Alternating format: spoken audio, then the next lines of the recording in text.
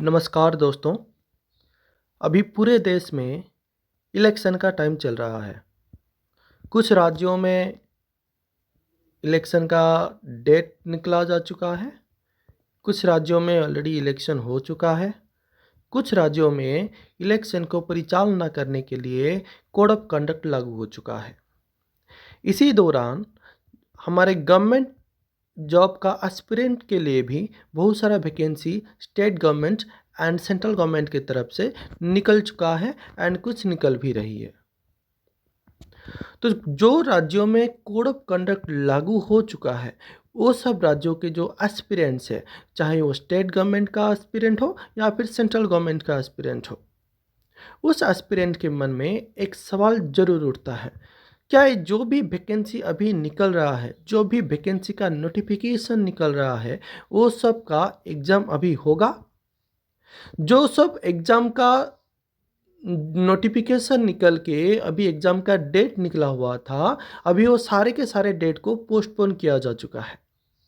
कुछ एग्ज़ाम्स ऐसे भी है, कुछ वैकेंसी पर नोटिफिकेशन निकल के एग्ज़ाम भी हो चुका है एंड उसका रिजल्ट भी निकला जा चुका है, बट उसका अपॉइंटमेंट नहीं हुआ है। तो क्या अभी उस टाइम में कोड ऑफ कंडक्ट के दौरान वो सबका अपॉइंटमेंट हो पाएगा? तो ये सब चीज़ों के बारे में हम अभी डिटेल डिस्कशन करेंगे।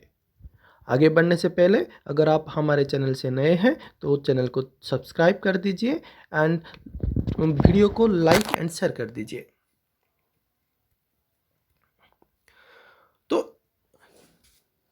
कोड ऑफ कंडक्ट के दौरान हमारा जितना भी अपॉइंटमेंट होता है या फिर जितना भी प्रमोशंस होता है या फिर जितना भी न्यू वैकेंसी का नोटिफिकेशन निकलता है, वो सबका एक rule and regulation election commission के द्वारा निर्धारित किया हुआ है। चलिए हम उस मेमोरेंडम के पास जाते हैं, उसको दिखाते हैं। तो पहले हम उस जाने से पहले हम देखेंगे मॉडल कोड ऑफ कंडक्ट क्या है। ये code of conduct is a set of guidelines that are issued by India's election commission for candidates and political parties during election. तो ये जो कोड ऑफ कंडक्ट है ये just and rule and regulation है and इसको कौन देता है? इलेक्शन कमीशन प्रोवाइड करता है। एंड ये क्यों प्रोवाइड करते हैं? To conduct the election in the India और in the state provinces smoothly. हमारे डिफरेंट स्टेट्स में और इंडिया में सेंट्रल गवर्नमेंट में एक इलेक्शन प्रोसीजर को एग्जीक्यूट करने के लिए हमारा इलेक्शन कमीशन एक set of rule and regulation provide करता है एंड उस रूल रेगुलेशन को हम जनरली बोलते हैं कोड ऑफ कंडक्ट।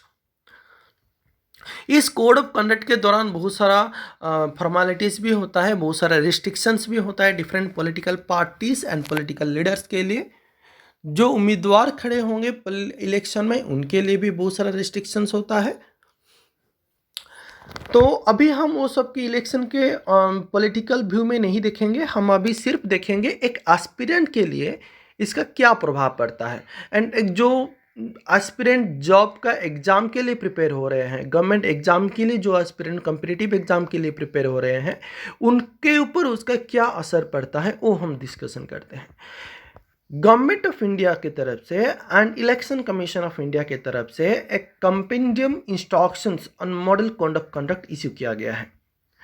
वहाँ पर उस फाइल को मैं लेके चलता हूँ आपको, आप देख लीजिए। वहाँ पर 22 नंबर पेज में 11 नंबर एक पॉइंट है, वहाँ पे दिया हुआ है द रेगुलर रिक्वायरमेंट और अपॉइंटमेंट और the promotion through the UPSC, state public service commission और State Selection Commission or any other statutory authority can continue the recruitment through non-statutory bodies will require the prior clearance of the commission। देखिए यहाँ पे एक दिया है, बहुत बड़ा point एक दिया है, 11 नंबर पॉइंट जो है यहाँ पर दिया है। मैं फिर से पढ़ लेता हूँ। द रेगुलर रिक्रूटमेंट, अपॉइंटमेंट और प्रमोशन थ्रू द यूपीएससी और the state public service commission. UPSC union public service commission and state public service commission जो होता है, जैसे उड़ीसा में है OPSC Orissa public service commission, Bihar में है बीपीएससी, उत्तर प्रदेश में है यूपीपीएससी। तो ये सब जो यूपीपीएससी, ओपीएससी, यूपीएससी, ये सब जो पब्लिक सर्विस कमीशन जो है, और the state selection commission SSC जो है हमारा इंडिया में, एंड स्टेट में भी, डिफरेंट स्टेट्स में भी स्टेट सिलेक्शन कमीशन भी होता है, और any other statutory authority can continue. तो ये सब जो है यूपीएससी, यूपीपीएससी, ओपीएससी, ये सब जो स्टेट सिलेक्शन कमीशन है and the central selection union selection commission है and the staff selection commission of the different state and the central government, ये सब रिक्रूटमेंट, अपॉइंटमेंट एंड प्रमोशन को कंटिन्यू कर सकते हैं। मतलब कोई भी रिक्रूटमेंट निकाल सकते हैं, उसका जॉब अपॉइंटमेंट भी दे सकते हैं, एंड किसी केस में प्रमोशन भी हो सकता है। And recruitment through non statutory bodies, मैं ये आपको समझा देता हूँ स्टेच्यूटरी बॉडी क्या है एंड नॉन स्टेच्यूटरी बॉडी क्या है। तो यहाँ पे पहले हम पढ़ देते हैं क्या दिया है इंस्ट्रक्शन में। The recruitment through non statutory bodies will require a prior clearance of the commission, मतलब जो नॉन स्टेच्यूटरी बॉडी जो है उसी को ही सिर्फ एक कमीशन, मतलब इलेक्शन कमीशन से एक प्रायर क्लियरेंस देने लेना पड़ेगा कि मैं ये जॉब वैकेंसी के लिए डिटेल्स निकालने जा रहा हूँ एंड वहाँ पर अपॉइंटमेंट करते जा रहा हूँ। अगर इलेक्शन कमीशन को लगेगा कि हाँ ये लीगल है एंड उसका इलेक्शन के ऊपर कोई भी खराब असर नहीं पड़ेगा तो वो उसको अलाउ कर देंगे एंड अपॉइंटमेंट प्रोसेस चलता रहेगा। तो ये हमारा जो इंस्ट्रक्शंस दिया हुआ है इसके हिसाब से कोड ऑफ कंडक्ट का रेगुलर अपॉइंटमेंट के साथ कोई रिलेशन नहीं है। वो regular appointment as it is हो सकता है, जो भी हमारा स्टेट पब्लिक सर्विस कमीशन किए हो या फिर यूनियन पब्लिक सर्विस किए हो, जितना भी रिक्रूटमेंट निकल रहा है वो सबके ऊपर एग्जाम भी हो सकता है, वो सबके ऊपर अपॉइंटमेंट भी हो सकता है, सब कुछ हो सकता है। Then recruitment through non statutory body, मैं आपको ये अभी समझा देता हूँ statutory body, non statutory body क्या क्या है। तो देखिए अगर हम इसके बात करेंगे तो ये constitutional body and non constitutional body, हमारा दो तरीके का बॉडीज होता है। तो कॉन्स्टिट्यूशनल बॉडी क्या होता है, जो हमारा कॉन्स्टिट्यूशन के अंदर दिया हुआ है, जैसे कि आ गया हमारा UPSC, union public service commission, and different state public service commission, इसी का ये सब पब्लिक सर्विस कमीशन का हमारा कॉन्स्टिट्यूशन के ऊपर आर्टिकल्स है, कॉन्स्टिट्यूशन के ऊपर कुछ रूल एंड रेगुलेशन है कॉन्स्टिट्यूशन में, तो ये सबका कॉन्स्टिट्यूशनल बॉडी बोला जाता है। तो जो हमारा कॉन्स्टिट्यूशनल बॉडी है उसका रिक्रूटमेंट इसी दौरान हो सकता है, इसमें कोई प्रॉब्लम नहीं है। हमारा गवर्नमेंट कॉन्स्टिट्यूशन के रूल के हिसाब से कोड ऑफ कंडक्ट के दौरान भी, इलेक्शन के दौरान भी हमारा डिफरेंट रिक्रूटमेंट हो सकता है कॉन्स्टिट्यूशनल बॉडी का। उसके साथ साथ स्टेच्यूटरी बॉडी का भी हो सकता है। स्टेच्यूटरी बॉडी क्या है देखिए, तो स्टेच्यूटरी बॉडी वो होता है जो कमीशन कॉन्स्टिट्यूशन में नहीं है, जो भी एक बॉडी है जो कि कॉन्स्टिट्यूशन में लिखा नहीं है बट पार्लियामेंट में एक एक्ट के दौरान पास किया गया है। पार्लियामेंट में एक बिल आया है, बिल को पास होकर उसका एक्ट हुआ है, एक्ट में कन्वर्ट हुआ है एंड उस एक्ट को एक रूल एंड रेगुलेशन के दौरान एक रूल एंड रेगुलेशन को फॉलो करते हुए उसका एक कमीशन बैठाया गया है, जैसे कि आ गया एनएचआरसी एंड एसएचआरसी, ये सब कमीशन जो है। तो ये सब स्टेच्यूटरी बॉडी है, ठीक है। तो ये statutory bodies and constitutional bodies के अंदर जितना भी कमीशन है हमारा रिक्रूटमेंट का, ठीक है, चाहे वो स्टेट सिलेक्शन कमीशन हो या फिर सेंट्रल सिलेक्शन कमीशन हो या फिर यूनियन पब्लिक सर्विस कमीशन हो या फिर स्टेट पब्लिक सर्विस कमीशन हो, ये सारे के सारे बॉडीज में रिक्रूटमेंट निकल सकता है एंड उसका प्रोसीजर चल सकता है। बट ये क्यों नहीं होता है जनरली, मैं आपको समझा देता हूँ। देखिए हमारा जितना भी इलेक्शन टाइम में जनरली जितना भी गवर्नमेंट एम्प्लॉयज़ होते हैं, सारे के सारे गवर्नमेंट एम्प्लॉयज़ को इलेक्शन के काम में लगाया जाता है जनरली, वो चाहे सेंट्रल गवर्नमेंट का हो या फिर स्टेट गवर्नमेंट का हो। सेंट्रल गवर्नमेंट में उतना नहीं होता है बट स्टेट गवर्नमेंट में जनरली हो जाता है, क्योंकि स्टेट गवर्नमेंट में एम्प्लॉय लिमिटेड होते हैं एंड वहाँ पर सारे स्टेट गवर्नमेंट के एम्प्लॉय को कुछ ना कुछ इलेक्शन का चार्जेस लगाया जाता है, इलेक्शन का ड्यूटी दिया जाता है। दैट्स वाई हमारा रिक्रूटमेंट प्रोसेस उस टाइम में चलना थोड़ा सा मुश्किल हो जाता है। बट हमारा रूल जो बोल रहा है, रूल के हिसाब से, इलेक्शन कमीशन के रूल के हिसाब से हमारा अपॉइंटमेंट, रिक्रूटमेंट ये सब कुछ चल सकता है। बट जैसे कि मैंने अभी बोला, जो जितना भी एम्प्लॉयज़ वगैरह होते हैं उस कमीशन के अंदर, उस ऑफिस के अंदर, सारे के सारे ऑफिसर्स को लगाया जाता है इलेक्शन के ड्यूटी में, तो वहाँ पर उसी केस में थोड़ा सा बंद कर देते हैं रिक्रूटमेंट को या फिर पोस्टपोन कर देते हैं, ठीक है। उसके बाद हम देखते हैं एग्जीक्यूटिव बॉडी। एग्जीक्यूटिव बॉडी देखिए क्या है, the specifically formed by the government decision without passing an act of parliament, मतलब ये कमीशन होता है, कमीशन एक ग्रुप होता है, ऑफिशियल ग्रुप होता है जो कि कॉन्स्टिट्यूशन में भी नहीं है एंड उसको कोई एक्ट के दौरान भी पास नहीं किया जा सकता है, पास नहीं हुआ होता है। जैसे कि हमारा आ गया नीति आयोग। देखिए नीति आयोग क्या है, जैसे कि प्लानिंग सर्विस कमीशन को हटा के नीति आयोग कर दिया गया। ये कौन किया? बीजेपी गवर्नमेंट किया, मोदी सरकार ने किया, बीजेपी गवर्नमेंट ने किया। तो जब नेक्स्ट इलेक्शन में सपोज बीजेपी सरकार ना आए और कोई गवर्नमेंट आएगा, एंड वो अगर गवर्नमेंट वो नीति आयोग को चाहे तो रख सकता है या फिर चाहे तो निकाल सकता है। इसका कोई कंपलसरी नहीं है कि वो भी जो भी गवर्नमेंट नेक्स्ट के नेक्स्ट में आएगा वो भी नीति आयोग को ही चलाएगा। ये नीति आयोग क्या किया? प्लानिंग कमीशन को हटा के बीजेपी गवर्नमेंट ने नीति आयोग किया है। चाहे अगर नेक्स्ट टाइम अगर और कोई गवर्नमेंट आए तो नीति आयोग को भी हटा के और कुछ ग्रुप डाल देगा और कोई कमीशन निकाल देगा। तो इस तरह से जो भी बड़ी होता है, इस बड़ी का कोई भी रिक्वायरमेंट निकालने से पहले एक प्रायर क्लियरेंस लेना होता है इलेक्शन कमीशन से। ये क्यों लिया जाता है? बिकॉज मैं आपको समझा देता हूँ यहाँ पर।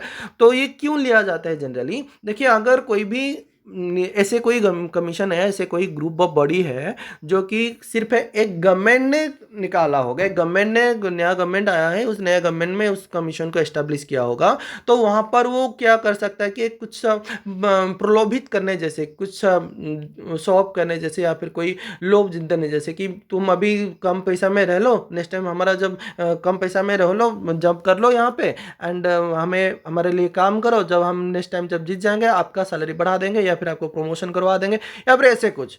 तो ये जो होता है प्रलोभित करने के लिए, अगर कोई भी रिक्रूटमेंट अगर हो रहा है उस बॉडी के अंदर, तो उस सबको हटाने के लिए, उस सब के ऊपर रोक लगाने के लिए इलेक्शन कमीशन ने ये डिसाइड किया है कि इस तरह का जो भी बॉडी है, तो वो अगर कोई रिक्रूटमेंट निकालेगा इलेक्शन के टाइम में, तो उसको इलेक्शन कमीशन से प्रायर क्लियरेंस लेना पड़ेगा। तो इलेक्शन कमीशन को अगर लगेगा नहीं ये रिक्रूटमेंट ठीक है, लीगल है, प्रोसीजरल है, तो उसको परमिशन दे सकता है, अदरवाइज उसको परमिशन नहीं दे सकता। तो ये आ गया पूरा का पूरा चीज़। एंड देखिए यहाँ पर और एक चीज़ भी यहाँ पे दिया हुआ है, मैं यहाँ पे पढ़ लेता हूँ। देखिए must be taken ensuring advertisement of the vacancy. देखिए यहाँ पे अभी एक वैकेंसी निकला था जिसका मैं एक स्क्रीनशॉट लिया है मैंने यहाँ पर, वहाँ पे लिखा गया है द डिपार्टमेंट 7 नंबर का, देखिए 7 नंबर में जो है 7 number point, the department should issue the appointment letter before 25 February respect requirement result which have already been published. मतलब हमारा उड़ीसा गवर्नमेंट की तरफ से ये निकला था, तो ये जो निकला था यहाँ पे साफ साफ दे दिया है 25 February 2025 in respect of requirement result of which have already been published. जो कि पब्लिश हो गया है, सिर्फ उसी का ही अपॉइंटमेंट दिया जाएगा जिसका रिजल्ट ऑलरेडी पब्लिश हो चुका है, रिक्वायरमेंट रिजल्ट। तो ठीक है, तो यहाँ पर जो है, यहाँ पर जिसका एडवर्टाइजमेंट हो गया है, देखिए यहाँ पर 6 नंबर में एक पॉइंट दिया है, consult with GA and PG department में consult with CEO whether requirement related advertisement can be made during model code of conduct period. मतलब इसका मतलब क्या है, देखिए यहाँ पर एक जो लाइन दिया है, अगर model code of conduct period के टाइम में अगर कुछ रिक्वायरमेंट रिलेटेड एडवर्टाइजमेंट निकालना है, तो वो GNPG डिपार्टमेंट के साथ में कंसल्ट कर सकते हैं विद CEO, सेंट्रल हमारा चीफ इलेक्टोरल ऑफिसर, CEO यहाँ पर है चीफ इलेक्टोरल ऑफिसर, ठीक है। तो यहाँ पर है CEO के साथ कंसल्ट कर सकते हैं। ये वाला पॉइंट क्यों दिया है? ये वाला पॉइंट इसीलिए दिया है कि अगर कोई रिक्रूटमेंट का मतलब कोई ऑर्गेनाइजेशन, कोई कमीशन, जैसे कि हमारा आ गया उड़ीसा का स्टाफ सिलेक्शन कमीशन हो, या फिर सबऑर्डिनेट स्टाफ सिलेक्शन कमीशन हो, या फिर जो भी हमारा कमीशन वगैरह होता है, कॉन्स्टिट्यूशनल कमीशन होता है, राइट, रिक्रूटमेंट कमीशन होता है, वो CEO का परमिशन ले सकते हैं उस रिक्रूटमेंट को करने के लिए, कंसल्ट कर सकते हैं। मैं कंसल्ट यहाँ पे दिया हुआ है, मतलब वो अगर चाहेंगे करने के लिए तो CEO के साथ कंसल्ट करके, चीफ इलेक्टोरल ऑफिसर के साथ कंसल्ट करके वो अपना रिक्रूटमेंट को कंटिन्यू कर सकते हैं। तो ये मुझे ये बताना था कि जो भी एस्पिरेंट्स अभी जो टेंशन में है कि जो वैकेंसी जो निकल रहा है उसका गवर्नमेंट जब अकेले एग्जाम्स वगैरह होगा या नहीं, जिसका बहुत सारा एग्जाम्स का रिजल्ट भी आ चुका है बट उसका अपॉइंटमेंट नहीं हुआ है, तो उसका अपॉइंटमेंट होगा कि नहीं। तो यहाँ पर हम अगर रूल रेगुलेशन के हिसाब से देखेंगे तो वो सब हो सकता है, उसके लिए कोई टेंशन नहीं है। बट जैसे मैंने पहले से बोल दिया है कि जो गवर्नमेंट ऑफिसर जो है वो अगर ज़्यादा बिजी हो जाएंगे इलेक्शन के काम में। उनको अगर इलेक्शन का ड्यूटी दे दिया जाएगा तो वो फ्री नहीं रहेंगे, तो इसी वजह से लेट हो सकता है। बट अभी बहुत सारा एग्ज़ाम भी डिक्लेयर हो चुका है। अप्रैल मंथ में कोड ऑफ कंडक्ट लागू हुआ है, उसके दौरान भी एग्ज़ाम लागू हो चुका है उड़ीसा गवर्नमेंट में, तो ऐसे हो सकता है। ठीक है, तो इसी के लिए कोई टेंशन लेने का ज़रूरत नहीं है। अगर कमीशन को लगेगा कि हाँ अभी उनके पास ऑफिसर्स वगैरह है, फ्री है ऑफिसर्स, इलेक्शन ड्यूटी नहीं है उनका, तो वो चाहे कर सकते हैं। तो यहाँ पर आपको मेरा एक ही सलाह रहेगा कि आपका जो पढ़ाई है वो कंटिन्यू करिए, आप ब्रेक मत लीजिए। ऐसे मत सोचिए कि हाँ 2 मिनट तो ज़्यादा है, दो महीने 3 महीने तक के बाद एग्ज़ाम होगा तो मेरे पास ज़्यादा थोड़ा सा टाइम है तो मैं थोड़ा सा फ्री हो सकता हूँ। नहीं, ऐसे नहीं। ये जो 2-3 महीना जो टाइम है उसको अच्छे से यूटिलाइज़ करिए एंड थोड़ा सा रिवाइज़ करिए। अगर आपका प्रिपरेशन हो भी गया है तो थोड़ा सा रिवाइज़ करिए। ठीक है, तो ऐसे टाइम वेस्ट मत करिएगा, क्योंकि हर एक मिनट इंपॉर्टेंट है, हर एक मोमेंट इंपॉर्टेंट है इस टाइम में। हमारा जब तक जॉब नहीं होगा तब तक हर एक मोमेंट इंपॉर्टेंट है। हमारे सारे का सारा मोमेंट में एक ही फोकस होना चाहिए, जैसे कि हमें एक अच्छा खासा जॉब मिल जाए। ओके, तो यहाँ पर मैं वीडियो को रखता हूँ। जो यही दिखाना था क्या रूल एंड रेगुलेशंस है। अगर आपको वीडियो थोड़ा इन्फॉर्मेटिव लगे, थोड़ा अच्छा लगे तो एक लाइक शेयर कर दीजिएगा, एंड अगर सब्सक्राइब नहीं किए हैं, पहली बार आए हैं चैनल को, तो सब्सक्राइब कर दीजिएगा। Thank you.